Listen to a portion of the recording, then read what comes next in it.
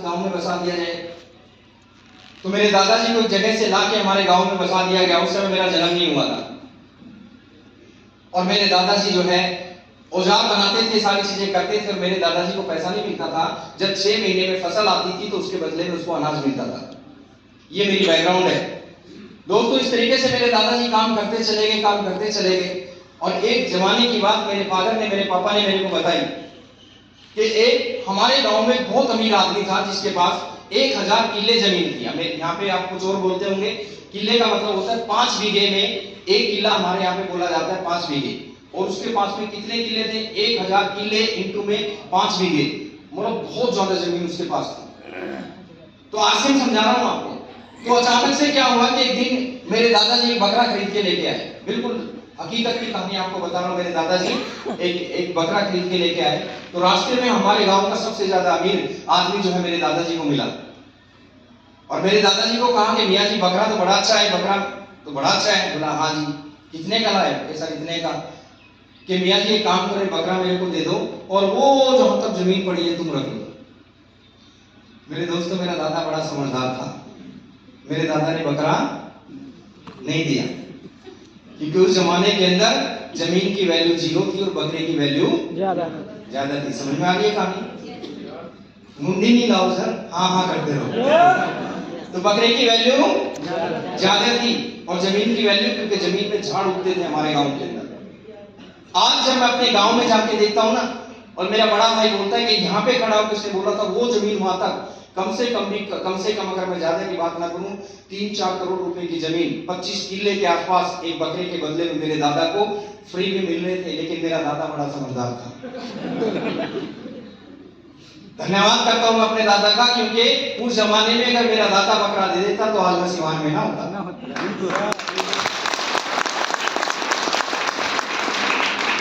तो दोस्तों, जमाना बदला। मेरे दादा ने बकरे के बदले में जमीन उनको मिल रही थी, नहीं ली। दूसरा उदाहरण देता हूं आपको मैं। आपके सिवान के अंदर जो पोस्ट एरिया है, बाहर भी जाएंगे, सिवान में ही रहेंगे। जो पोस्ट एरिया है, आज से 30-40 साल पहले, 30-35-40 साल पहले आपके पास प्रॉपर्टी डीलर आए होंगे। आपको बताया होगा भाई साहब ये प्लॉट खरीद ले, 500 रुपए गज में तेरे को इतनी जमीन मिल जाएगी, और जो है ये 700 रुपए गज में तू बेच सकता है।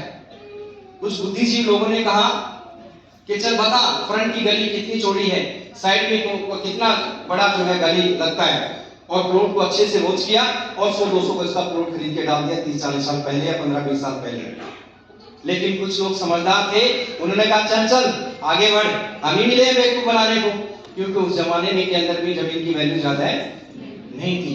और जिस आदमी ने आज से 15-20 साल पहले सही जगह पे कोई प्लॉट लेके डाल दिया, आज वो आदमी करोड़पतियों की लिस्ट में आता है कि नहीं आता है? यस या नो? दूसरी बात और बताता हूं, तीसरी बात। दिल्ली गुड़गांव, मेरे घर से 100 किलोमीटर दूर एयरपोर्ट है। गुड़गांव के अंदर जहां पे एयरपोर्ट बना हुआ है, रेतीली जमीन है, उसमें फसल नहीं हुआ करती थी। रेतीली जमीन थी, कोई फ्री में उस जमीन को खरीदने के लिए तैयार नहीं था। मैंने अपनी आंखों से देखा है मेरे भाई। लेकिन दोस्तों, आज उस जमीन को जैसे डेवलप हुआ गुड़गांव, तो आज 1 करोड़ रुपए गज भी आप मेरे को जमीन दिलवा दो, कोई माई का लाल नहीं दिलवा सकता गुड़गांव के अंदर। 1 करोड़ रुपए गज, जो जमीन कभी फ्री में बिकती थी, फ्री में लेने के लिए लोग कोई तैयार नहीं हुआ करते थे, आज उस जमीन को 1 करोड़ रुपए गज में भी खरीदने के लिए लोगों के पास जो है पैसा नहीं है कि उस जमीन को वहां पे खरीद सके। जमाना बदला कि नहीं बदला? आज से नहीं समझा रहा हूं आपको। आप कहोगे यार आसिम समझाने आए कुछ और। हाँ, आसिम पे आऊंगा लास्ट में।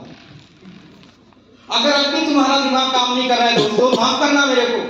अगर आज से 60-70 साल पहले मैं तुम्हें आगे ये चीज समझाता कि एक डब्बा होगा इतना सा, रोड के किनारे पे रखा होगा, और तुम रात को 12 बजे जाओगे और उससे पैसे मांगोगे, तुम्हें बिल्कुल भी मना नहीं करेगा। क्या बोलते हैं उसको? एटीएम। आप मेरे को जूते मारते निकाल के अगर मैं बताता, बोलते क्या एक डब्बे में से 12 बजे कौन पैसे निकालेगा, उसको तो उठा के लेके जाएंगे लोग। लेकिन दोस्तों, एक डब्बे में रात को 12 बजे 1 बजे लोग जाते हैं।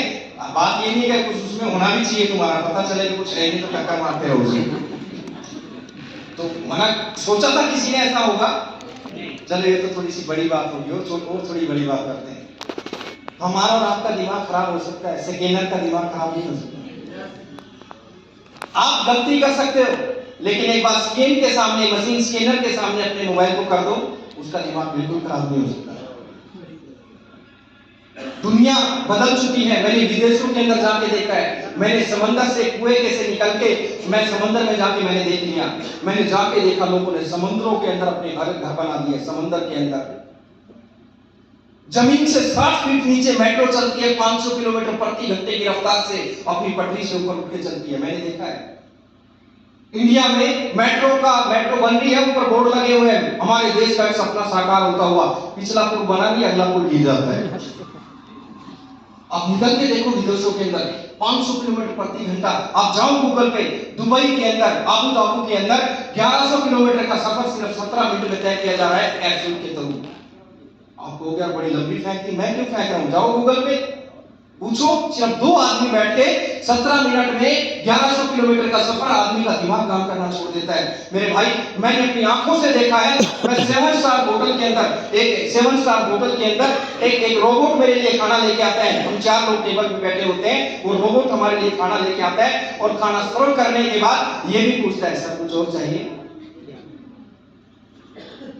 कौन सी दुनिया में घूम रहे हो मेरे भाई? सिवान से बाहर निकलो, बाहर निकल के पता लगेगा कि दुनिया किस लेवल तक जा चुकी है। जमाना बदल रहा है। आज अगर इस बात को नहीं समझेगा ना मेरे भाई, माफ करना मेरे को, आप मेरे छोटे बड़े भाई हैं यहाँ पे, जानवरों जैसी जिंदगी गुजारने का समय आ जाएगा। पता है क्यों? क्योंकि आने वाला जमाना मशीनों का जमाना है। इंसान जो भी आज आप लोग काम कर रहे हो, आप फ्री हो जाओगे मेरे भाई। मैंने अपनी आंखों से देखा है, एक पेट्रोल पंप पे दो क्या नाम लेते हैं वो, अरे बोल रहा था मैं भी, क्या रोबोट, 2 रोबोट पेट्रोल पंप पे तेल भर रहे हैं। आदमी की तरह आपकी गाड़ी रुकती है, आपके पास आते हैं कि कितने रुपए का तेल डालना है। भाई साहब, एक रोबोट की कीमत उस देश के अंदर अगर 5 लाख रुपए की भी है, उसने 2 रोबोट खरीद लिए सारी जिंदगी के लिए। आज एक पेट्रोल पंप पे 5 आदमी काम करते हैं। एक आदमी अगर 10,000 की तनख्वाह लेता है तो 50,000 रुपए महीने की पेट्रोल पंप वाला तनख्वाह देता है। जब वो रोबोट हमारे इंडिया में आ जाएंगे, उससे वो क्यों देगा किसी को 50,000 की तनख्वाह? एक बार रोबोट खरीद के रख लेगा और सारी जिंदगी के लिए तेल डलवाएगा। कितने लोगों की छुट्टी हो गई पेट्रोल पंप से? पूरे हिंदुस्तान के पेट्रोल पंप इंटू में 5 आदमी कर लेना, कितने लोग बेरोजगार हो जाएंगे? आंखों से देख रहे हैं ये चीजें हम लोगों ने। एक साथी मेरे को बोलता है, सर हमारा कोई कुछ नहीं बिगाड़ सकता। मैंने कहा क्यों? सर मैं तो राजमिस्त्री का काम करता हूं, मेरा कोई क्या बिगाड़ देगा? अगले दिन व्हाट्सएप पे मैंने एक वीडियो भेजी, दीवार के ऊपर एक मशीन प्लास्टर कर रही है और एक मशीन उठा के ईंटों को अपने आप रख रही है। अगले दिन से आसन ढंग से करने लगा। मशीनें काम कर रही है, हर जगह पे सारी चीजें काम कर रही है मेरे भाई। जमाना बदलने लगा है। आज अगर नहीं बदलोगे, मेरे पापा जी मेरे को बोलते थे कि यार कैसा जमाना आ गया, मैं अपने पापा से आसन सीखता हूं। मेरे पापा ने कभी आसन नहीं किया। 85 साल की मेरी मदर, वो मेरे को आसन सिखा देती है, सीखने वाला चाहिए। मेरे पापा ने कहा कि सर कैसा जमाना आ गया, गरीब आदमी अपने बच्चों की शादी नहीं कर सकता। जब मेरी शादी हुई थी ना, मेरी शादी के अंदर इतने बैल, इतने गधे घोड़े गए थे और जो है बहुत कम पैसों में मेरी शादी हो गई थी। अब कुछ लोग हंस रहे हैं। मेरे भाई आप पूछना अपने दादा से, तुम्हारे दादा की शादी में भी बैल घोड़े गधे घोड़े गए थे? उस जमाने में गाड़ियां नहीं चला करती थी। तो मैं एकदम मुस्कुरा के मैंने पापा से पूछा कि पापा तुम्हारी बारात कितनी किलोमीटर गई थी? उन्होंने कहा 30 किलोमीटर। मैं हंसने लगा। बोला तू हंस क्यों रहा है? मैंने कहा पापा आपकी मंगनी अगर कलकत्ता में हो जाती है, हरियाणा से आपकी आधी जिंदगी तो रास्ते में निकल जाती है। निकलती नहीं निकलती। लेकिन दोस्तों आज का जमाना क्या है? राजधानी दिल्ली से हैदराबाद के 3 दिन लगाती है। मैं अपने ड्राइवर के साथ सुबह अपने बच्चों के साथ नाश्ता करता हूं। हैदराबाद में मेरा सेमिनार है, मेरा ड्राइवर मेरे साथ आता है एयरपोर्ट में। 10-11 बजे मैं एयरपोर्ट पहुंचता हूं। मैं ड्राइवर को बोलता हूं तू रुक, 12 बजे की मेरी फ्लाइट है, 2.5 घंटे फ्लाइट का सफर है हैदराबाद का। मैं 2 बजे हैदराबाद पहुंचता हूं, डायरेक्ट जाते सेमिनार में, और सेमिनार खत्म हो जाता है 4 बजे और शाम की 7 बजे की फ्लाइट, और 9 बजे मैं दिल्ली और 11 बजे का डिनर अपने बच्चों के साथ।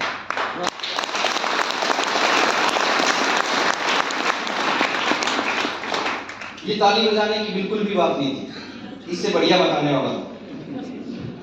मुंबई के अंदर मेरे फ्रेंड हैं, उनका जींस का कारोबार है। जो जींस की पैंटें बनती हैं इनमें जो चैन वगैरह ये सारी चीजें बनती हैं, उनका बहुत थोक लेवल पे, बहुत बड़े लेवल पे काम है। चाइना में, दुबई में, कई जगह पे, कई कंट्रियों में उनका बिजनेस है। मैं एक बार मुंबई गया हुआ था, तो मुंबई जाने के बाद वो दो भाई थे, वो दोनों मेरे फ्रेंड हैं। एक ने कहा कि खान साहब आपको बड़े भैया घुमाएंगे और आप रुको यहाँ पे, और मैं ये गया और ये आया। मैंने सोचा कि यार ये बंदा मुंबई में मार्केट करने गया होगा और शाम तक आ जाएगा रिटर्न, लेकिन बाद में घूमते घूमते अचानक बातों में पता चला वो बंदा सुबह की फ्लाइट पकड़ के 4 बजे निकला। 4.5 घंटे की दुबई की फ्लाइट थी, दिन में दुबई की मार्केट की, और शाम को 8 बजे तो मेरे पास आ गया बंदा, 8-9 बजे दुबई की मार्केट करने के बाद। दुनिया चांद पे जा चुकी है, पता है ना? कुछ बोले नहीं कुछ। आपके घर में अगर 80-90 साल का कोई बचा है ना तो उससे पूछना, लेकिन थोड़ा दूर होके पूछना। हो सकता है कोई लट रखा हो लगा दे पीछे कि चले हम ही नहीं बेवकूफ बना दे, क्योंकि बेचारे उन लोगों ने जिंदगी में कभी कल्पना नहीं की थी। लेकिन आज ये सच्चाई है कि इंसान चांद पे तो पहुंच गया, लेकिन चांद पे जीवन की तलाश कर रहा है। और हम मुझे उड़ाए कि मेरा 15 कैसे होगा, मेरा 70,000 कैसे होगा, मेरा ये कैसे होगा। दोस्तों दुनिया बहुत आगे निकल चुकी है, बहुत सारी चीजें हम अपनी आंखों से देख चुके हैं। इसको हल्के फुल्के चीजों के अंदर मत लेके जाए। आप इस बिजनेस को मेंबर बनाने का काम समझ रहे हो क्या? मैंने पिछली बार भी शायद इस वीडियो में बताया था, श्रीनगर यूनिवर्सिटी के अंदर मेरा प्रोग्राम था। एक ऐसे आदमी वहां पे, क्योंकि थोड़ा बहुत सारे लोग हो सकता है कश्मीर घूमने के लिए गए हों, तो वहां पे स्ट्रिक्टनेस बहुत ज्यादा है। एक बहुत बड़ा ऑडिटोरियम, जिस 3-4 हजार लोगों का ऑडिटोरियम, जिसको करोड़ रुपए देने के बाद वह बुकिंग नहीं करवा सकते। एक बंदा जिसका नाम मिस्टर माजिद, 250 करोड़ रुपए की कंपनी का मालिक, 250 करोड़ रुपए की कंपनी का मालिक, जो जम्मू से श्रीनगर का भी ट्रैक बिछाया जा रहा है रेलवे का, सारा उसके अंडर में आता है। 250 करोड़ रुपए की कंपनी का मालिक पता कौन है? टेक्निकल अचीवर बिजनेस के अंदर, टेक्निकल अचीवर। जब उस वैल्यू को बुक करने की बात आई तो वहां की गवर्नमेंट ने मना कर दिया कि इतनी भीड़ हम यहाँ पे इजाजत नहीं दे सकते। उस बंदे ने डायरेक्ट गवर्नर से बात की और वैल्यू को बुक कर दिया। आप कौन सी दुनिया में घूम रहे हो दोस्तों? आप सोच रहे हो कि मेंबर सेंटर बनाने का काम है। उस कश्मीर यूनिवर्सिटी के अंदर प्रोग्राम करने के बाद मेरी फैमिली मेरे साथ, हम डल लेक में घूम रहे हैं, और डल लेक में शिकारे में मेरी फैमिली है, एक में मैं हूं कश्ती में, और साथ में कश्ती में और 3 लड़के बिल्कुल मेरी जितनी उम्र के, मेरे से भी थोड़ी कम उम्र के, व्हाइट कलर की शर्ट है, नीली पैंट है, और जो है वो घूम रहे हैं साथ में, और हमें भुट्टे लाके दे रहे हैं। भुट्टे समझते हैं ना? भुट्टे लाके दे रहे हैं। एक प्रोफेसर है, रूबी के लेवल पे है कश्मीर यूनिवर्सिटी के अंदर, मिस्टर जावेद भट्ट। मैंने उनसे पूछा कि सर ये बंदा कौन है? आपने इनसे इंट्रोडक्शन नहीं करवाया सर?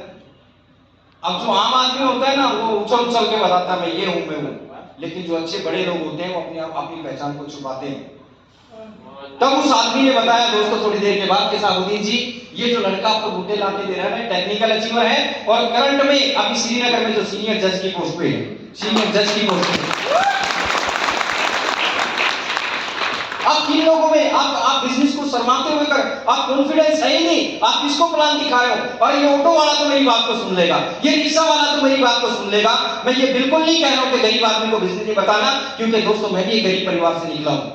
इस बिजनेस को 2 ही लोग करेंगे, या तो वो लोग जिसने भूख को बड़े नजदीक से देखा है, या वो लोग जिसने पढ़ लिखने के बाद डायरेक्ट सेलिंग की ताकत को पहचान लिया है।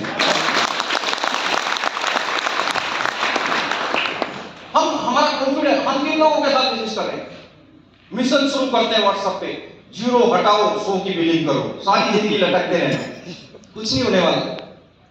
आपकी टीम के अंदर 100 लोग हैं और 100 रुपए का बीवी करते हैं, तो बिजनेस कितना आएगा? 10,000 का बिजनेस आएगा। सारी जिंदगी लटकते रहना, आपके ड्रीम पूरे हो जाएंगे कि 10,000 बिजनेस नो। और अगर आपकी टीम के अंदर 100 लोग हैं और 5-5 हजार बीवी करते हैं, तो बिजनेस कितना आएगा? 5 लाख का। सिंपल सा गणित है। अब हमारा कॉन्फिडेंस लेवल कहां पे डाउन हो जाता है? आप मिडिल क्लास हो या थोड़ा सा उससे भी नीचे, और आपका कोई रिलेटिव कोई अच्छा ऑफिसर है, आपके घर में आ गया, सबसे पहले तो आसिम का सामान छुपाते हुए घूमूंगा, छुपो तो कभी इनको पता लग जाए कि मैं आसिम कर रहा हूं। शर्म आती है कि डर लगता है कि इसको पता ना लग जाए कि मैं आसिम कर रहा हूं, शर्माते हैं हम लोग। मेरे भाई कॉन्फिडेंस लेवल हमारा 0 है। मैं पूरे हिंदुस्तान में काम करता हूं। अभी कुछ साथी मेरे पास बाहर खड़े हुए थे, कुछ बात चल रही थी। मेरा कॉन्फिडेंस लेवल इतना हाई है बिजनेस को लेके, क्योंकि मेरी जिंदगी को बदला खुदा ने इसके माध्यम से।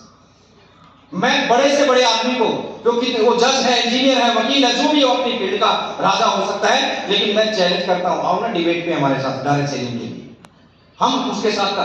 एक डॉक्टर को मैंने प्लान दिखाया, आंखों का डॉक्टर है, उसको मैंने व्यू के बारे में बताया, पूरी जानकारी दी। उसके बाद दिल्ली के अंदर एक माहौल में एक बड़े फंक्शन में लाके बिठा दिया। दोस्तों, एक आंखों का डॉक्टर हर महीने 50,000 बिजनेस वैल्यू मेरे को देता है। उसको पता ही नहीं डायमंड क्लब क्या है, वो 50,000 बिजनेस वैल्यू आराम से कर देता है, क्योंकि उसने देखा कि व्यू बहुत अच्छा प्रोडक्ट है, ये लोगों को लाभ पहुंचा सकता है।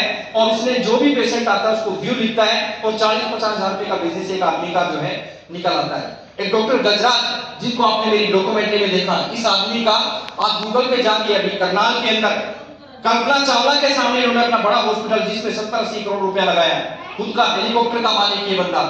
इसको जब हमने गामा के बारे में बताया, जानकारियां दी, तो इस बंदे ने पता क्या कहा कि अगर तुम किसी को गामा दे रहे हो ना, तो पुण्य का काम कर रहे हो। दोस्तों, ये बंदा 2-2, 3-3 लाख का प्रोडक्ट इसके हॉस्पिटल के अंदर यूज हो जाता है। मात्र 10 लोगों से 10 लाख का बिजनेस मैं लेता हूं। कितने लोगों से? 10 लोगों से 10 लाख का बिजनेस। लेकिन हम कर रहे हैं यार, अगर ये तो इंजीनियर है, इसको बताएंगे तो मेरी बात सुनेगा। अरे बताओ ना मेरे भाई, वो करे ज्यादा ज्यादा क्या करेगा, मना ही करेगा ना। कॉन्फिडेंस होना चाहिए। किस लेवल का कॉन्फिडेंस होना चाहिए मैं बताता हूं आपको। मैं 5वीं क्लास में पढ़ता था सरकारी स्कूल में, और हमारे जमाने में जब हम सरकारी स्कूल में पढ़ते थे तो नीचे टांट पीछे होते थे, इधर भी टांटी बोलते हैं ना, उस पे बैठ के पढ़ते थे। तख्तियों का जमाना हुआ करता था। अब लोग सोचते होंगे आप साबुद्दीन खान तो बड़ा बुजुर्ग आदमी है।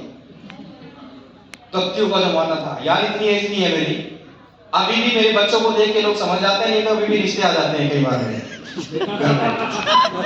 मेरे वीडियो देख के समझ आ, इतने बड़े बड़े बच्चे हैं खान साहब के। तो इतना बड़ा नहीं, क्योंकि उस जमाने में बचपन में शादियां हो जाती थी, इसलिए सारा कुछ जल्दी जल्दी हो गया। तो कॉन्फिडेंस की बात बताता हूं आपको। मैं स्कूल में पढ़ता था 5वीं क्लास में, और उस जमाने के अंदर एक मास्टर जी 5वीं और 6वीं क्लास के जब एग्जाम हो जाते थे तो सुबह प्रार्थना होती थी स्कूल में ऐसे, और एक टीचर खड़ा होके रिजल्ट बोलता था कि भाई कौन बंदा फेल हुआ है, कौन बंदा पास हुआ है। ऐसे इधर भी होता था क्या सर? तो जब उस जमाने के अंदर क्या हुआ कि मैं 5वीं क्लास में था, और बच्चे बड़े एक्साइटेड होके ऐसे करके सुनते थे ऐसे। अब वो कैसे बोलते थे कि राकेश श्रीवास्तव सनो फलाना फलाना पास। अब राकेश श्रीवास्तव बड़ा एक्साइटेड, अब ये ऐसे था, अब ये पड़ोसी मार के बैठ गया, क्योंकि एक्साइटेड हो गया, पास हो गया। अब मैं भी ऐसे था, क्योंकि मेरा भी नाम बोलना था, और उन्होंने बोला साबुद्दीन खान सनो अब्दुल हमीद फेल। अब मेरा तो सारा दिमाग खराब हो गया सर। अब उस जमाने में क्या होता था, जैसे रिजल्ट आते थे ना सर, तो 1 महीने की छुट्टी पड़ जाती थी। जैसे रिजल्ट बोले, बच्चे स्कूल से दौड़ने लगे, भागने लगे, मैं पास हो गया, मैं पास हो गया। और अपने घर जाके अपने माँ बाप से पैसे मांग रहे थे, मम्मी पैसे दो, पापा पैसे दो, मैं पास हो गया, टीचर को मिठाई का डब्बा देना है। अब मैं टेंशन में कि मैं तो फेल था। तुरंत दिमाग ने काम किया कि साबुद्दीन छुट्टी पड़ गई 1 महीने की, 1 महीना तो बच सकता है। मैंने भी चिल्लाना शुरू कर दिया, मैं पास हो गया, मैं पास हो गया। और दोस्तों जाके मम्मी को बोला कि मेरे को पैसे दो, मेरे को मिठाई का डब्बा देना है टीचर को। मैंने, मम्मी भी खुश हो गई, मेरा बेटा पास हो गया। मैं तो फेल था। मैंने मिठाई का डब्बा लेकर अपने टीचर को दिया। 1 महीना छुट्टियों का हो गया। जैसे जैसे करके छुट्टियां खत्म हुई, मेरी दिल की धड़कनें बढ़ी। मेरा बड़ा भाई बोलता है चल तेरा एडमिशन करवाता हूं। अब मेरे को पता है कि आज कुटाई होनी है क्योंकि मैं तो फेल था। अब दोस्तों मैं पीछे पीछे, भाई आगे आगे। 5वीं क्लास में था, मैं फेल हो गया था, तो मेरा एडमिशन कौन सी क्लास में होना था दोबारा? 5वीं क्लास में। लेकिन मेरे को लेके कौन सी क्लास में गया? 6वीं क्लास में। और मेरे भाई ने बोला कि भाई मैडम ये मेरा भाई है और ये साबुद्दीन जी, और इसका एडमिशन कराना है। अब मैडम ने एक बार मेरी तरफ ऐसे देखा, अब वो भूल गई कि पैसा के फेल था, उसको मिठाई का डब्बा याद था, फटाक से मेरा नाम 6वीं क्लास में ऐड कर दिया। 6वीं क्लास में मेरा नाम लिख दिया। दोस्तों मेरा कॉन्फिडेंस इतना हाई था कि जिस बच्चे ने पास किया था ना उसका भी इतना हाई नहीं। आप प्लान दिखाने जाते हैं किसी को, और सर पता नहीं करेगा नहीं करेगा, और कर लेगा तो मेरा 70 का लेवल पूरा हो जाएगा, 40 का। अरे भाई मेरे, इतना कॉन्फिडेंस लेवल हाई होना चाहिए कि बंदे को प्लान समझ में आए या ना आए, आप समझ में आने चाहिए।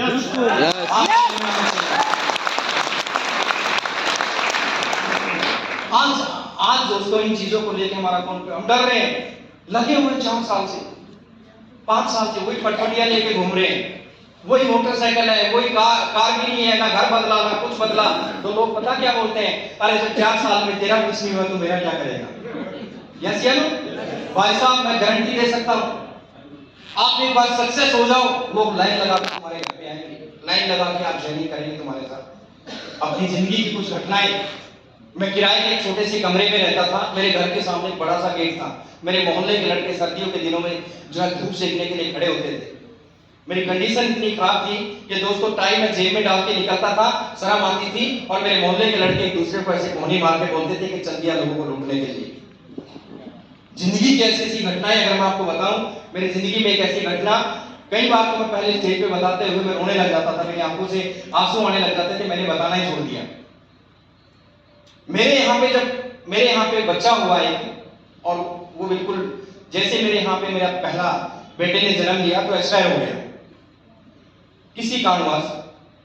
कुछ सालों के बाद उस खुदा ने दोबारा खुशी दी तो डॉक्टर ने कहा कि आपको यहीं पे रहना है, डिलीवरी का समय नजदीक है। मैं एक मीटिंग में गया हुआ था पानीपत में, और मेरे पास सिर्फ इतना पैसा था, उस जमाने के अंदर मोबाइल नहीं हुआ करते थे, थोड़े थोड़े मोबाइल आए थे। तो मेरे एक अपलाइन थे, मैं नाम नहीं लेना चाहता उनका, जिसने मेरे को ज्वाइनिंग कराया था। तो मैंने उनको बोला कि सर, उस जमाने के अंदर मेरे पास सिर्फ इतने पैसे थे, या तो मैं जाके एसटीडी पे कॉल कर सकता था, या उस पैसे से मैं किराए से अपने घर जा सकता था। और मेरे घर पे मेरी मिसेज अकेली, और डॉक्टरों की ने बोला हुआ था कि बहुत रिस्क है, तेरे को घर पे रहना है। दोस्तों मैंने अपने उस अपलाइन को बोला, उसने एक मोबाइल नया खरीदा था कि सर एक कॉल करनी है। तो मेरे अपलाइन ने मेरे को बोला कि वो एसटीडी दिखाई दे रही है, वहां से जाके कॉल कर लो। दोस्तों आपको में आंसू आते थे, क्योंकि या तो किराया था और या फिर एसटीडी थी।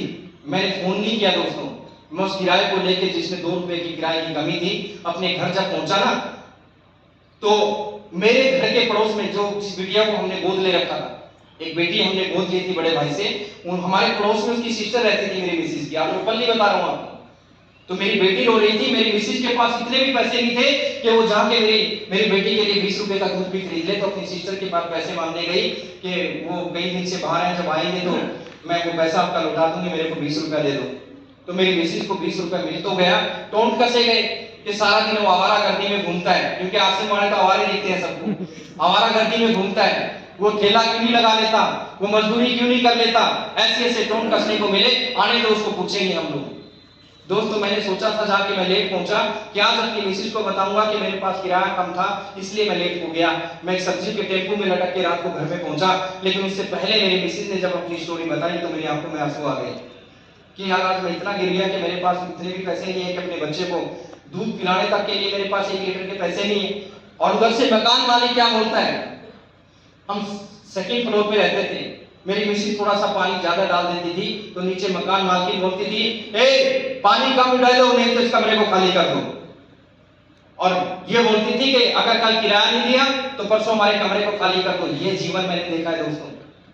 आप क्या समझ रहे हो आगे साथ, जिसको आग लगी हुई थी, दिल में कुछ करना चाहता था, वो सारी की सारी घटनाएं मेरे को आज भी याद है। रात दिन अपने घरों में जब निकल के जाता था, ट्रक ड्राइवरों के होटल होते हैं, जो ढाबे होते हैं, जो लाइन ढाबे होते हैं, रात को वर्किंग करके ढाबे पे रुक जाते थे। ढाबे वाले को बोलते थे मेरी 4 गाड़ियां आने वाली है, जब आएंगी तो उठा देना। उनको थोड़ी पता था कि सोने के लिए बोल रहा है, किराया नहीं हुआ करता था, रुकने के लिए पैसा नहीं, एक जुनून था कुछ करने का, एक अलग तरह की एक आग थी कुछ करने की। दोस्तों इस तरह का जीवन हम लोगों ने गुजारा है।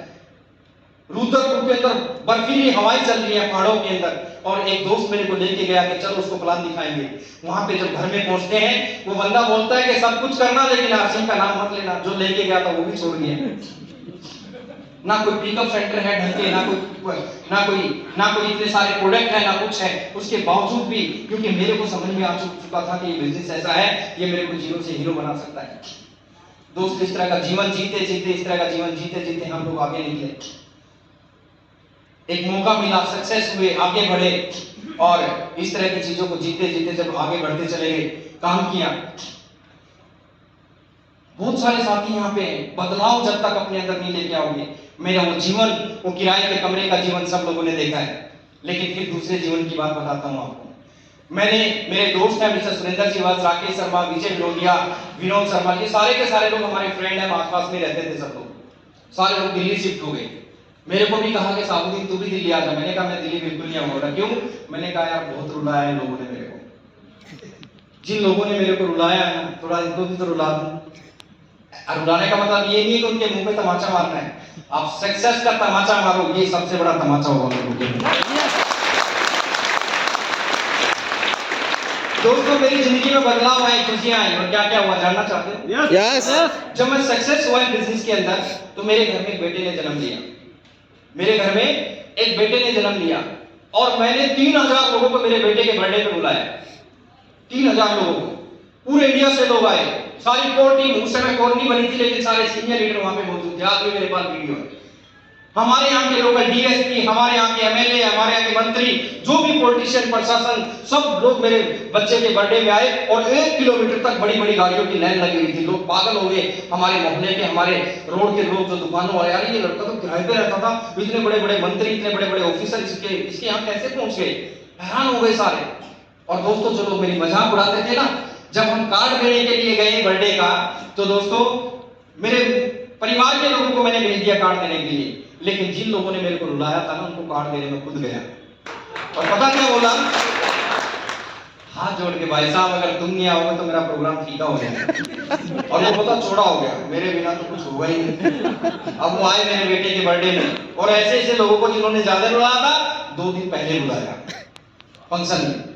दोस्तों ओपन ग्राउंड में बहुत बड़ा टेंट हाउस लगा हुआ है, डीजे लगा हुआ है, सारे आरसीएम के लोग झूम रहे हैं और एक गाना चल रहा है, जिए जा आरसीएम के संग। अरे भाई कट्टी बजा लेना, रुको यार। दूसरी तरफ लंच हो रहा है, और लंच में जो है बहुत ओपन ग्राउंड के अंदर लंच चल रहा है, टेंट लगा हुआ है, शानदार एक डेकोरेशन हुई है, और वहां पे भी ये गाना चल रहा है लंच पे, जिए जा आरसीएम के संग। और हमने एक पैंट और एक शर्ट पैकिंग करवा के रखा हुआ था कि जो भी हमारे गेस्ट आएंगे एक एक हम गिफ्ट देंगे। अब जैसे फंक्शन खत्म हुआ तो मेरी मिसेज के पास जाते मेहमान, बोलते बहन जी विदाई दो, हम जाते हैं, हम इजाजत चाहते हैं। मेरी मिसेज उठा के एक पैंट और शर्ट उसको गिफ्ट में दे देती, पैक करवा रखी थी। आते गए देते गए, आते गए देते गए। एक ऐसा रिश्तेदार जिसने मेरे को खून के आंसू रुलाए थे, हमेशा मेरी मजाक उड़ाता था, मेरी फैमिली की मजाक उड़ाता था, अब उसको 2 दिन पहले मैंने बुला रखा था। मेरे भाई वो भी मेरी मिसेज के पास आया, बहन जी इजाजत दो। मेरी मिसेज ने एक पैंट शर्ट उठा के बोला भैया मेरी तरफ से गिफ्ट। उस समय 1500 रुपए की ज्वाइनिंग हुआ करती थी, मेरी मिसेज को 1500 रुपए निकाल के देने लगा। तो मेरी मिसेज को ने कहा कि ये किस लिए? कि बहन जी मेरा भी आरसीएम करवा दो। तो मेरी मिसेज कहने लगी कि भैया आप तो आरसीएम की बहुत मजाक उड़ाते थे, पहले इसको स्टडी तो कर लो, जानकारी तो ले लो। उसने कहा कि बहन 2 दिन से आया हूं, साला रोड पे भी आरसीएम, साला डीजे पे भी आरसीएम, साला खाने पे भी आरसीएम, साला कपड़े में भी आरसीएम, साला सारी जगह आरसीएम। आज भी अगर मेरे को समझ में नहीं आया, मेरे बच्चे मेरे को बददुआ करेंगे, मेरी बहन मेरी भी आरसीएम करा दे। दोस्तों तमाचा मारा सक्सेस का, लोग लाइन लगा के आने लगे। फिर मेरे को दिल्ली इनवाइट किया व्हाट्सएप ने कि दिल्ली आ जाओ, नहीं आऊंगा। मैंने कहा एक ड्रीम हाउस बनाना है यहाँ पे, जो आज तक आरसीएम में किसी ने नहीं बनाया होगा। दोस्तों मैंने ड्रीम हाउस बनाया अपना। मैं ये नहीं कहता मैंने बहुत बड़ी तोप चला दी, लेकिन दोस्तों जिस जगह से मैं निकल के गया हूं तो मेरे लिए ड्रीम हाउस से कम नहीं है। 300 लोगों का ऑडिटोरियम, मेरे ड्रीम हाउस के नीचे 300 लोगों का ऑडिटोरियम, एक गेस्ट हाउस वहां पे जो मेरे रूबी स्टारों के बड़े लेवल के जितने लीडर हैं, जब वो कभी आते हैं तो उनको 5 स्टार की सुविधा मेरे घर में मिलती है।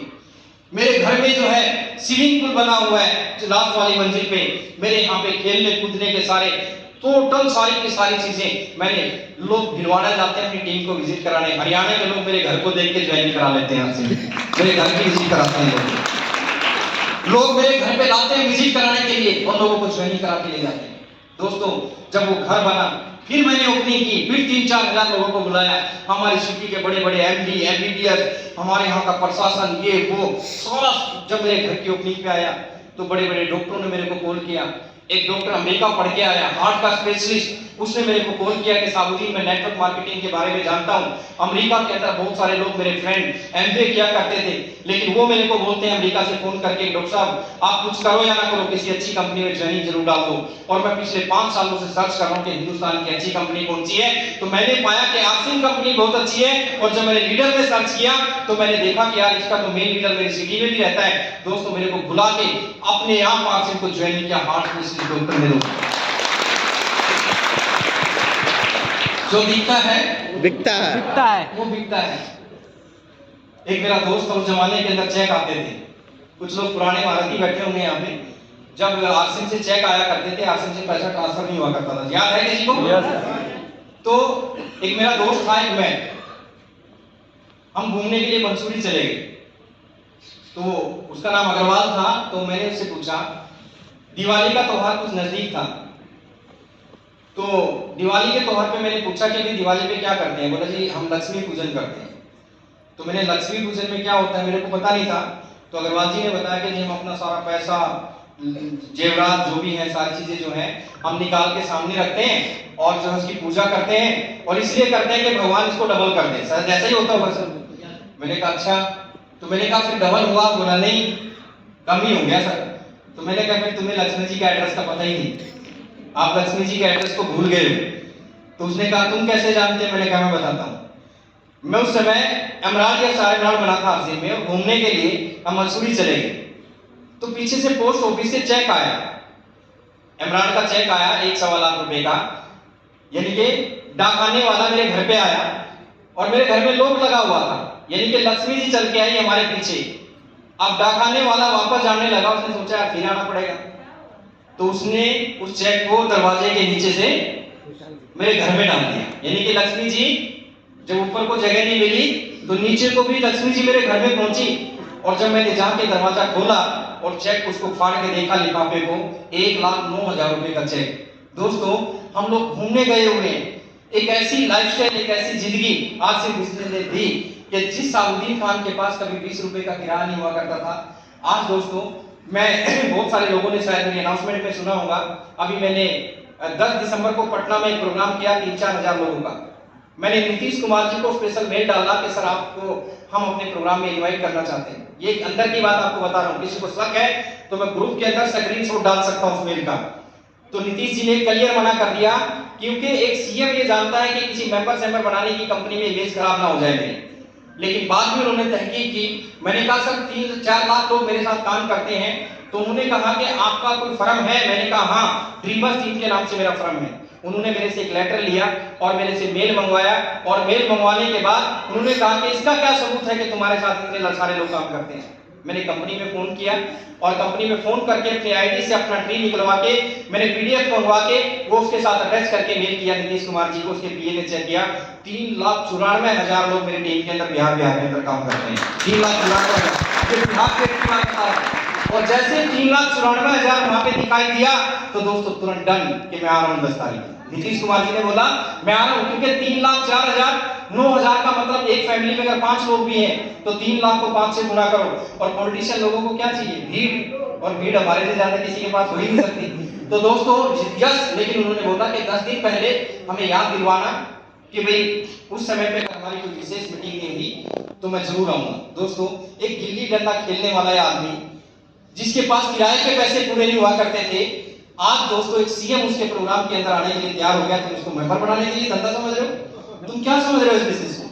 आप अभी 16 जून की एक वीडियो में डालने वाला हूं, देखना 16 जून को। मैं ये मत समझना कि मैं अपनी ये कर रहा हूं, ये ताकत बता रहा हूं आरसी बिजनेस की। 16 जून को लुधियाना के अंदर हम लोगों ने वैल्यू बुक किया 5,000 लोगों का। वहां के सीएम है भगवत मान को लेटर देकर बुकिंग करा चुके हैं। भगवत मान थी 16 जून को पंजाब के सीएम उस प्रोग्राम के अंदर आ रहे हैं, आरसी के प्रोग्राम के अंदर। आप इसको मेंबर बनाने के धंधा सोच रहे हो? क्या सोच रहे हो? तो कहने का मतलब क्या है आरसी बिजनेस? एक मेरा दोस्त था गोयल, उसको लोग पागल बोलते हैं। मेरे को बोलता है सर ये बिजनेस लोगों का क्यों नहीं चलता है, बताऊं क्या? मैं फटाक से डायरी लेने के लिए भागा कि यार ये तो बहुत बड़ा सवाल का जवाब देने वाला है। सब लोगों की समस्या है ना क्या है? बोला नहीं सर मैं तो ऐसे ही बता दूंगा। मैंने कहा चल बता। तो उसने कहा लोग करते ही इतनी बड़ी बात का छोटे से शब्दों में बोल दिया कि लोग करते ही नहीं। अब सब लोग करोड़पति बनना चाहते हैं, अपने आंगन में सब लोग मर्सिडीज चाहते हैं, लेकिन काम कोई नहीं करना चाहता। अपने गिरेबान में झांक के देखना, माफ करना, आपका सबसे बड़ा प्रेम आप खुद हो। आप नौकरी करते हो, 8 से 5 ड्यूटी देते हो, कोहरा हो, ठंड हो, गर्मी हो, सरकार को कोई लेना देना नहीं है। आपको ड्यूटी जाना पड़ेगा तो आपको तनख्वाह मिलेगी। आप दुकान खोलोगे तो आपको इनकम आएगी। लेकिन दोस्तों आप आरसी बिजनेस से लाखों रुपया कमाना चाहते हैं तो सिस्टम कहता है कि डेली 2 प्लान दिखाओ। आप अपने आप से सवाल करिए कितने लोगों का आप रोज प्लान दिखाना, कितने लोगों का प्लान दिखाते हैं?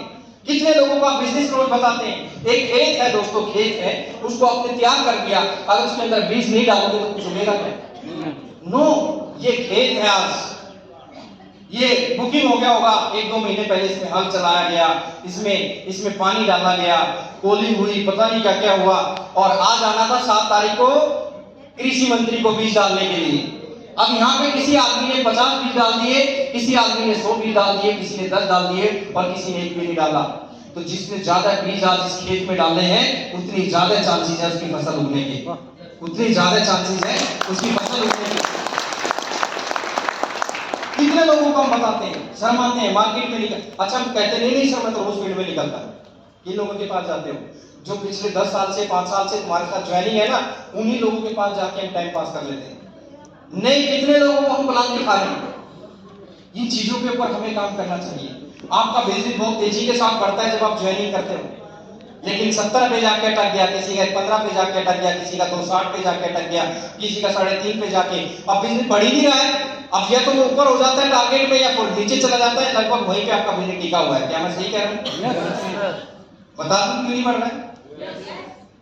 जब काम की बात आती है ना तब बोलते नहीं है, वैसे ताली बजाते। बता दूं आपका बिजनेस। देखिए 2 चीजें होती हैं, एक होता है डीजे, एक होता है सत्संग। अच्छी चीज कौन सी है?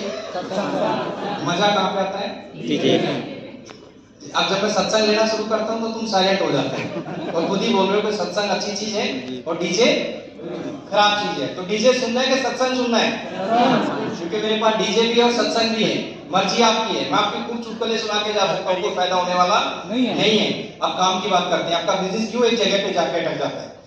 जिस दिन याद करिए उस दिन को, जिस दिन आपने बिजनेस को शुरू किया था, और आज आपका बिजनेस अगर 1.15, 1.70, 260, 3.5 है और एक जगह पे टिका हुआ है, या किसी का 5 लाख पे जाके टिक गया है, तो सब लोगों के लिए मैसेज है, आपका बिजनेस क्यों नहीं बढ़ रहा है?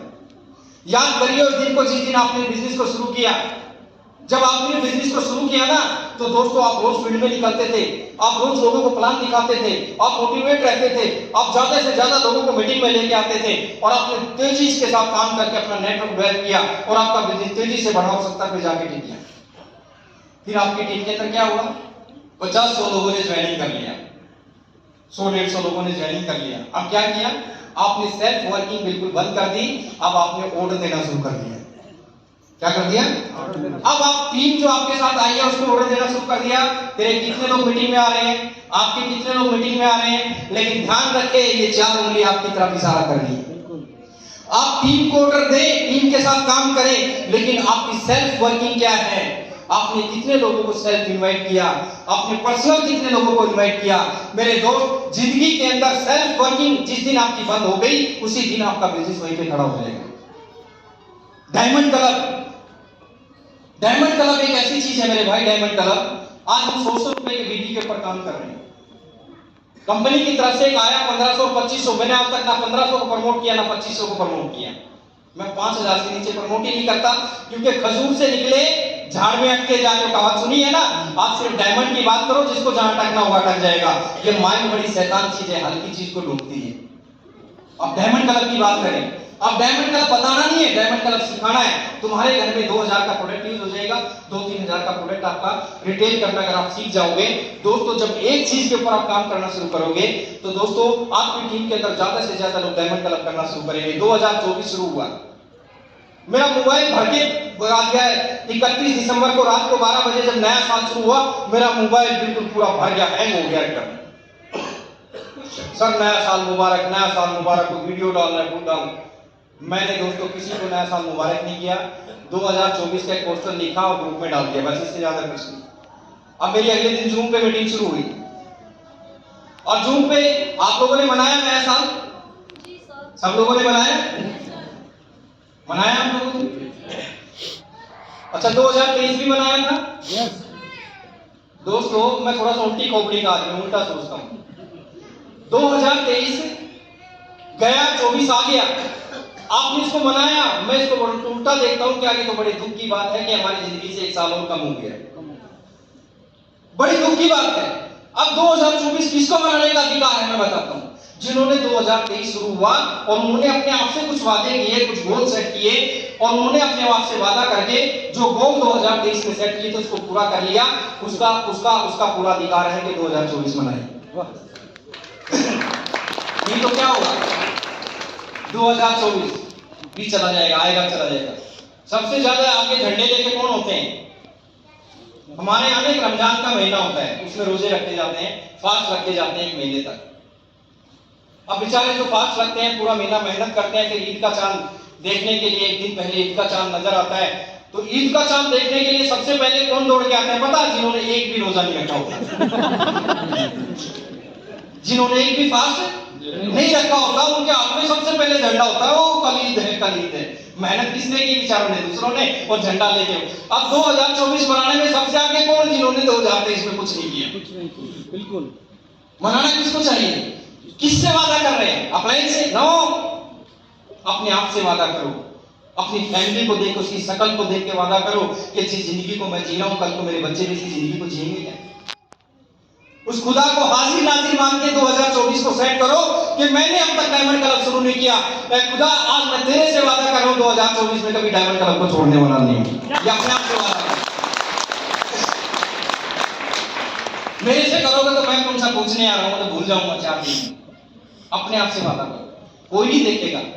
आज भी मैं गलती से 3 साल से एक बंदा अर्सिम कर रहा है, मैं किसी के घर पे रुकता नहीं हूं, कभी मैं होटल में रुकता हूं। कई बार जबरदस्ती कोई साथी सर प्लीज चाहे तो पी लो घर पे, मैं बाथरूम में मेरे को जाना हो या ना जाना हो, लेकिन मैं जब किसी के घर पे जाता हूं तो वॉशरूम जरूर जाता हूं, ये चेक करने के लिए कि कितना ये यूजर है अर्सिम का। जब अंदर जाके देखता हूं तो एक लक्स पड़ा है, डेटॉल पड़ा है और एक साबुन पड़ा है अर्सिम का। दोस्तों, एक पहिया ट्रक का और एक पहिया कार का चलेगा क्या? और बोलता मैं तो सर 100% यूजर, अंदर पड़ी है लक्स और एक पड़ी है एक आरसीएम और एक दूसरा। आज तक 3 साल के यूजर नहीं बन पाए, तो क्या बनोगे भाई? तो कहने का मतलब ये है मेरे भाई। अब दूसरी बात में मैं मीटिंग को समाप्ति की तरफ लेके जाता हूं। डायमंड क्लब पे काम करो। दूसरा, अभी सुबह 6:30 बजे टीसीजी रोज आ रहे हैं। टीसीजी ने तो अभी इसके ऊपर बोलना शुरू किया है। मैं पिछले 4-5 साल से एक उदाहरण देके बोलता हूं कि तुम्हारी टीम में 100 लोग हैं, 1000 बीवी करते हैं तो बिजनेस कितना हुआ? 1 लाख। और अगर 5000 करते हैं तो बीवी कितना हुआ? 5 लाख। और अगर तुम्हारी टीम में 500 लोग हैं और 1000 बीवी करते हैं तो कितना हुआ? सीधा सा फार्मूला है। अगर आपके पास नेटवर्क बड़ा है तो आपकी अचीवमेंट बड़ी होगी। आपके पास नेटवर्क छोटा है, मैं एक उदाहरण देके आपको समझाता हूं, जल्दी समझ में आ जाएगा। 30 तारीख की रात को 12 बजे क्लोजिंग हो जाती है, 30 या 31 या 28 जो भी लास्ट डेट होती है, होती है कि नहीं होती? रात को 12 बजे क्लोजिंग होती है रात को, और लोग क्लोजिंग करके अगले महीने की टेंशन शुरू हो जाती है कि अगले महीने मेरे को बिजनेस करना है। यस या नो? साबुद्दीन खान रात को 12 बजे क्लोजिंग करके सो जाता है। सुबह उठता हूं मैं 6 बजे, प्रार्थना पूजा नमाज जो भी होता है करके मैं दोबारा सो जाता हूं। कई बार शर्त है कि आसिम का सर्वर चलना चाहिए। मैं जब 10 बजे उठ के नहा धो के नाश्ते के लिए बैठता हूं ना, तो 1 लाख रुपए का चेक बन जाता है 1 तारीख को 11 बजे तक। 1 लाख रुपए का चेक 1 तारीख को 11 बजे तक मैं सो रहा हूं और मेरा चेक 1 लाख, यानी कि इमरान का लेवल मेरा 11 बजे तक अचीव हो जाता है। और दोस्तों, शाम होते होते अगर कोई माहौल बना हुआ है, कोई टारगेट है, कुछ है, तो स्टार इमरान तक भी पहले दिन अचीव हो जाता है। कभी कभी तो 2 लाख रुपए का चेक। दुनिया के अंदर कोई ऐसा धंधा मेरे को बता दो कि आप सो रहे हो और तारीख पहली है और अभी 11 बजे आप सो के नहीं उठे और आपका जो है 1 लाख रुपए का चेक बन चुका हो। सोच के देखना दोस्तों, कल्पना करना कभी इस चीज के बारे में, सोच के देखना, दिमाग खराब हो जाता है दोस्तों। एक ऐसी जिंदगी, ना मेरा कोई बॉस है, अपनी मर्जी का मालिक हूं। ये साबुद्दीन खान, आप सुनोगे तो शायद विश्वास नहीं कर पाओगे। औषधि खाने पड़ेंगे डबल आपको। नैनीताल आपने नाम सुना होगा, जिम कॉर्बेट उत्तर प्रदेश के अंदर 5 एकड़ जमीन में 5 स्टार होटल बनाने जा रहा हूं, जिसकी कीमत 75 करोड़ के आसपास है। इसी आपसी बिजनेस के माध्यम से खुदा ने देने वाला कौन है? ऊपर वाला। दिया किसके माध्यम से? इस आसिम के माध्यम से। दोस्तों, ये जिंदगी देता है। मेरा बेटा भी 10वीं क्लास में पढ़ता है, मोटिवेशनल स्पीकर बना रहा हूं। आसिम की ट्रेनिंग नहीं लिया करेगा पूरे हिंदुस्तान में मल्टी लेवल मार्केटिंग, जैसे आप विवेक बिंद्रा या दूसरे लोगों को सुनता है। मेरे बेटे के अभी 1-1 लाख रुपए के पैकेज मिलने शुरू हो गए 10वीं क्लास में। 10वीं क्लास के अंदर आप सोच रहे हो मेरा बेटा पढ़ लिख जाए और इंजीनियर बन जाए, डॉक्टर। अरे भाई ठीक है, सपने देखने, नौकरियों को तो भूल जाओ मेरे भाई। आज अपने बच्चों को लेकर आप मीटिंग में नहीं आते। आपकी बेटा बेटी 18-19 साल से ज्यादा के हैं। आप, मैं दिखाऊंगा इस वीडियो के माध्यम से मेरी बेटी और बेटे को। दोस्तों 1-1 लाख रुपए मेरे बच्चे को देने के लिए तैयार हैं लोग। 1 घंटे का टॉपिक ले लेगा, उनको भेज दो, लेकिन मैं उनकी पढ़ाई को डिस्टर्ब नहीं करना चाहता। ये आपसे बिजनेस तुम मेंबर बनाने का काम समझ रहे हो? इतनी खूबसूरत ये दुनिया में घूमने का मौका मिलता है, बाहर जाने का मौका मिलता है। इधर उधर जब निकलोगे बाहर तो दुनिया आपको बड़ी खूबसूरत नजर आएगी। दोस्तों बाहर निकल के देखो, उस खुदा ने बहुत अच्छा है दुनिया को इसलिए नहीं बनाया कि 4-5 क्विंटल अनाज खा के फिर चले जाओ कि आ गए हम तो इसलिए नहीं। आज एक कंट्री के अंदर, मैं अरबियन कंट्री में मैं गया हुआ था। इंडिया के अंदर तो 7 स्टार होटल है ही नहीं। एक 7 स्टार होटल के अंदर मेरे को जाने का मौका मिला। कई लोग मेरे से पहले सुन चुके होंगे इस चीज को, लेकिन मेरी जिंदगी की बड़ी अजीब घटना है। उस 7 स्टार होटल में जब मैं गया, पागलों की तरह ऐसे देख रहा हूँ, चला नहीं रहा हूँ, ऐसे देख के अंदर जब घुसा तो दोस्तों मेरे रूम में जब गया, मेरा रूम मैंने देखा एक किले की तरह। मैं क्या शब्दों में आपको बयान करूं दोस्तों कि वो 7 स्टार होटल का रूम कैसा था। लेकिन दोस्तों वो रूम जैसा भी हो, मेरे को बड़े जोर से लगी थी, मेरे को बाथरूम में जाना था। मैं बाथरूम में गया, बाहर लिखा हुआ था टॉयलेट। बाथरूम में जाके देखता हूँ, ना तो उसमें सीट है, ना उसमें पानी की टूटी है, कुछ भी नहीं है, और बाहर लिखा टॉयलेट। मैंने सोचा कि साला तेरी इंग्लिश कमजोर है। मैंने बाहर निकल के देखा कि नहीं, लिखा तो टॉयलेट ही है। अब यहाँ पे एक चीज मैं आपको समझा देना चाहता हूँ, आप शर्माओ मत जीवन में, कभी जो हो वही रहो। अब आपकी इंग्लिश आती है टूटी फूटी, किसी अंग्रेज से पंगा ले तो फंसोगे ना, फंसो मत, जो हो वही जाओ। मैं बाहर गया, एक बंदे को पकड़ा, रे भाई जल्दी आ फटाफट, इस रूम के अंदर टॉयलेट तो है लेकिन इसमें जो है वो सीट नहीं है, पानी नहीं है, कुछ भी नहीं है। उसने अंदर आया मेरे साथ, दीवार में से एक शटर हटाया, 3 बटन नजर आए, एक रेड कलर का, नीले कलर का, ब्लैक कलर का। जैसे रेड बटन दबाया तो नीचे से घूमता हुआ सीट आया निकल के ऊपर, इंग्लिश सीट। मैंने कहा ओहो है तो टॉयलेट ही। अब वो चला गया। अब मैंने अपना मिशन शुरू करना, जैसे चाहा तुरंत याद आया कि यार पानी तो है ही नहीं, यहाँ पे अंग्रेज लोग हैं, हो सकता है बिना पानी काम चला लेते हो, अपना तो काम चलेगा नहीं। मैं फिर दोबारा बाहर निकल के गया। मैंने कहा भाई साहब इसमें पानी तो नहीं। उसने कहा सर आप अपना मिशन पूरा करो, जैसे ही मिशन पूरा हो जाए तो दूसरा बटन दबा देना, फिर तीसरा। मैंने दोस्तों अपना मिशन शुरू किया। मिशन शुरू करने के बाद, खत्म करने के बाद मैंने दूसरा बटन दबाया, साला पीछे से खाक निकल के आया पानी के साथ, बिल्कुल पानी के साथ। वो उठ के खड़ा हो गया, साला बाथरूम में कौन आ गया नीचे। भाई इतनी बेशर्मी हमारे यहाँ पे नहीं है कि बंदे को बाथरूम में बिठा के रखा हुआ है। लेकिन दोस्तों ये सच्चाई है, टेक्नोलॉजी थी वहां की, पानी के साथ बिल्कुल ओरिजिनल हाथ, और सारा काम अपने आप में हो गया। और थोड़ी देर के बाद जब मैंने तीसरा बटन दबाया तो टॉयलेट घूमता हुआ वापस जमीन के अंदर, और चारों कोनों में से गर्म हवा निकलने लगी, और जो पानी खिला हुआ था सारा का सारा साफ। और थोड़ी देर में ऐसे हो गया जैसे यहाँ पे कोई घटना देखना चाहते हैं। एक टूर लेके गया मैं आउट ऑफ कंट्री में, बाली में। कुछ लोग गांव के, उन्होंने टारगेट अचीव किए हुए, गांव के रहने वाले। अब वो बेचारे जीवन में देसी सीटों पे बैठते थे, देसी सिंपल सीटें होती हैं इंडियन, वहां पे इंग्लिश सीटें लगी हुई। अब वो पहले टॉयलेट में जाके घूम रहे हैं, क्या करें। अब फिर क्या करें, ऐसे करके सीट के ऊपर, सीट के ऊपर। अब एक का पैर फिसल के छू नीचे, ये वाली हड्डी। दुनिया बहुत खूबसूरत है, बाहर निकलोगे तो समझ में आएगी, ऐसे समझ में आने वाली नहीं है। आज बहुत सारे नए चेहरे देख रहा हूँ यहाँ पे, यंग ब्लड, बहुत सारी बहनें यहाँ पे बैठी हैं, बहुत सारे दोस्त यहाँ पे बैठे हैं, चेहरे मुस्कुरा रहे हैं। मीटिंग खत्म करता हूँ, उसके बाद 2 वीडियो आपको दिखाऊंगा, लेकिन मेरी माँ की एक घटना बताता हूँ आपको। जितने भी यंग साथी हैं, जिनके भी शादी नहीं है, उनके लिए मैसेज है। जब हम जीवन में आगे बढ़ते हैं ना तो सच्चाई का सामना करना पड़ता है। आज हम किसी यंग ब्लड को बोलते हैं कि हासिल कर ले, ऐसे दूर भागता है जैसे हमने उसको गाली दे दी, उसको करंट मार दिया। लेकिन